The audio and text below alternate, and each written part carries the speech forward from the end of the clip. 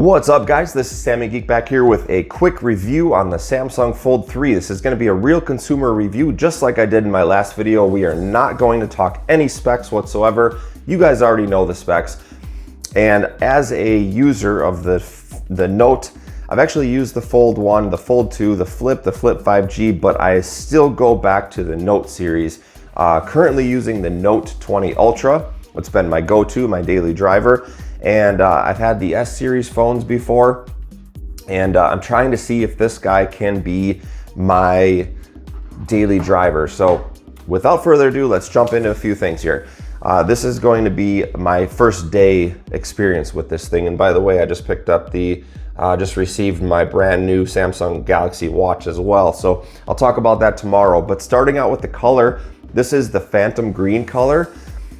I would say that in my general impression, I'll put some more pictures up tomorrow for you guys, but I would say it's more of a gunmetal than a green. So it has a little bit of a hue of green to it, but it is definitely more of a gunmetal. So the first impression right out of the box was that it is actually just like I said in my last video. It's very smooth, well-rounded, definitely much more polished, and the hinge is smaller. There's a smaller gap.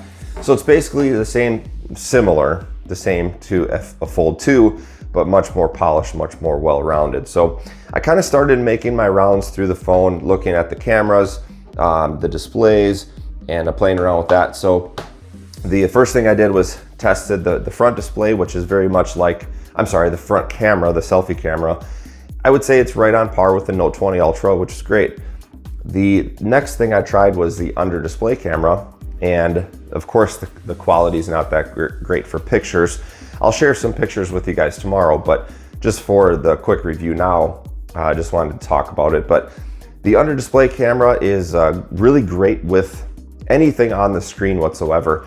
It really fades out unless it's a really, really white background and you're looking directly at it. You might get that little twinkle effect that I talked about in my last video, but otherwise it just completely fades away. The inner screen is fantastic. The downside, if there's a downside, is that it is very shiny. As you can see, there's a strong reflection on this. And I don't know if it has to do with the factory screen protector or what it is, but which, by the way, feels very much like glass. It's awesome. It feels great. But you definitely get a lot of shine. So versus my current phone, if you have sun behind you or a big window, you will get a little bit of reflection. Just as the Fold 2, the actual crease just kind of fades away. That's not an issue. You guys won't have any issues with that, but it takes a little bit to get used to the shininess of the display. Rear cameras, I did a little bit of a comparison between the Note 20 Ultra and this. I would say the pictures are more punchy on the Fold 3. They're more vivid, more punchy than the Note 20 Ultra. The Note 20 Ultra, I would say is maybe a little bit more of a natural looking picture, which again, I'll share pictures with you guys tomorrow on the next video.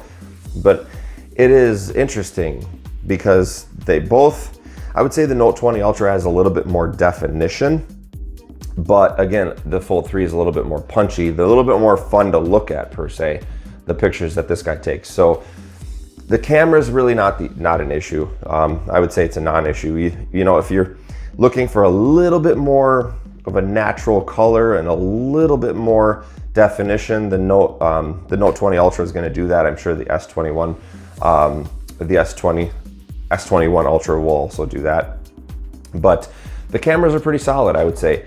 So the first thing that I noticed after about an hour playing with this is I set it down and I picked up my Note 20 Ultra. And as soon as I did that, I had a little bit of a buyer's remorse. By the way, I switched my SIM card back to another phone I'm testing. But anyway, so I had a little bit of buyer's remorse for a second because I felt that the Note 20 Ultra was so thin and so light. And I'm like, all right, this is crazy. So a little bit of buyer's remorse for a minute there. But then I picked back up the Fold, of course, opened it up and was like, just wowed by the apps and so forth. So you guys, I'm going to tell you right now, if you're looking, as I stated in my last video, if you're looking for a foldable tablet, you will absolutely love this device. if you're looking for a foldable phone, you may not like it as much. And I'm gonna talk about that here. This is really important stuff because these are my first day observations with this thing. And again, coming from a Note 20 Ultra user, I've got a pretty big canvas already to work with. It's a pretty big display. You know, this is gonna be wider, more like a tablet. But here's the thing. When you're in the camera app, for example, you can shrink it down and you can get previews of your pictures. So as you take your pictures, it pops into the left-hand side. Things like that is, I mean, untouchable. No other phone will do that. And it makes it so hard to say that you would want to get rid of a phone like this after you experience that. Everything, even Spotify, something as simple as Spotify is just so awesome with this open in the tablet mode. But again, you have to like the tablet mode and you have to want to use the tablet mode in order to really get all the advantages out of using it, right? So you have to be willing to deal with the phone as it's closed. So that's what I want to talk about for a quick second here.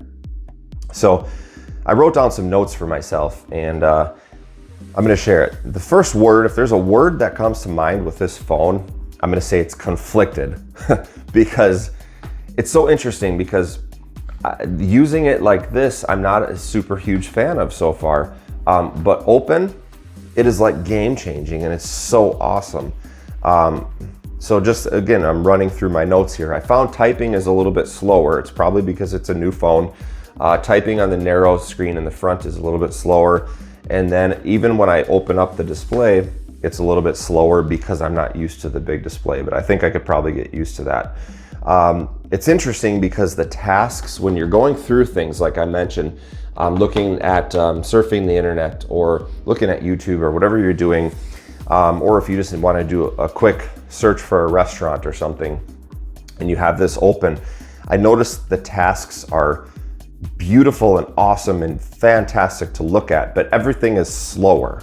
Not the phone itself, but me as the user of the phone, I have a hard time. It just takes me longer to do everything because I'm so fast with the Note 20 Ultra. But the trade-off, the benefit is that it's so much better to look at. It's so awesome to look at. So if that makes sense. So I realize a review is a tough thing because if you say you like something, that's great. You know, some people agree with you. And if you say you like something and they don't, then they disagree. So it's really hard because it's interesting because you have people out there that want this phone. And so they don't want to hear anything negative about it. And then you have the haters out there that want to talk a lot of trash about it. So I'm trying to give you my truthful thoughts of the first day experience. The thing I really like about this phone is, if I didn't mention already, is I love the footprint. It goes in your hand really nice, and it fits great. And it is very tossable, like I mentioned in my previous reviews. Talked about that a little bit. But it's heavy, so you feel the weight behind it, and that's kind of the killer. The phone is too tall. That's my first general impression. This front screen is just too narrow and too tall. That concerns me a little bit. As being a daily driver for someone like me, it might be okay, but to go mainstream, I really think what this has to happen is they have to shrink this down a little bit and widen this up. And here's the biggest reason I say that is because in order for this to be a daily driver for someone like me or even just mainstream cell phone person, this front screen has to work. There goes my light. This front screen has to work like a normal phone. Okay, it has to work 100% like a normal phone. And right now, this front screen, unfortunately, it does not feel like a normal phone because when you're using the front screen, it feels like you got a thick, super heavy, super tall, and super narrow phone. And no one in their right mind would buy a phone that is super tall, super narrow, super wide, and super heavy, okay? That is Samsung's problem that they're gonna face with this phone. And that's my challenge right now, is because I need this front screen to operate like a phone. So when I wanna use this thing as a phone, I can use it as a phone and not think about it and not think, oh my gosh, this thing is clumsy and heavy and thick, right? I just need to do my tasks. And then when I sit down on the couch and I can relax and I can open it up into tablet mode and take my time and, you know, do whatever, media consumption I'm gonna do, right? Then I can enjoy the big, beautiful screen, opening it up and saying, okay, cool, now I can just chill out. But when I'm on the go and I'm in a hurry, I'm in a rush, I need a phone that acts like a phone. So this is why I say I'm a little bit conflicted so far on this. Also, another downside that I've seen is that some of the apps, I would have an app open either on the big screen or the small screen and flipping back and forth, and it does not resize itself. My Tesla app, for example, for my car, it didn't resize itself, so I saw like half of the information as I unfolded and folded the screen. So I don't know if that is something, maybe it's a mistake I was making, I have no idea, but again, just I'm less than a full day into this thing yet. So I'll continue to play with that and get back to you guys on that one. But again, I think a general consensus for the first day for me is that the phone is super awesome. The inner display is just beautiful, but it can be cumbersome if you're used to, like when I'm in the gym, you know, I'm moving around and I'm, you know, carrying my phone and I'm setting it down and doing things. And so the Note 20 Ultra was always good for that because you could kind of just throw it around. I had a very thin kind of a silicone case on it, so it could be dropped, you know, gently and it would be okay. This just feels like when I want to use it as that normal phone, like I was telling you guys, that's where I get that little bit of it's kind of feels a little bit clumsy as a regular phone. So I think where my conclusion is gonna end with this is that in order for phones to be, now again, I'm only day one, so give me a few more days of using this thing, but in order for fold phones to take mainstream, I think what's gonna need to happen is 100%, as I mentioned, this front display will have to compete with another regular type of screen phone, because then clearly you have something, you know, a winner on your hands at that point. Because could you imagine if the front screen, you know, yes, it's going to be a little bit thicker and a little bit heavier. You're going to deal with that no matter what. But if that front screen operates and feels like the phone that you just traded in, but yet you can go like this and open up and have tablet mode, you are darn well going to be willing to pay for that. Let's say it's even the double the cost, or, you know, 3/4 of the cost more for you to get the foldable device.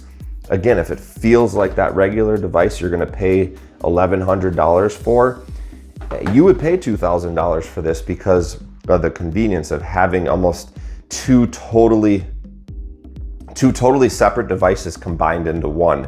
Because if you can shrink this down and widen this up and make it a little thinner and lighter, if that's even possible, you would have a full-blown phone that you could use all day as a phone.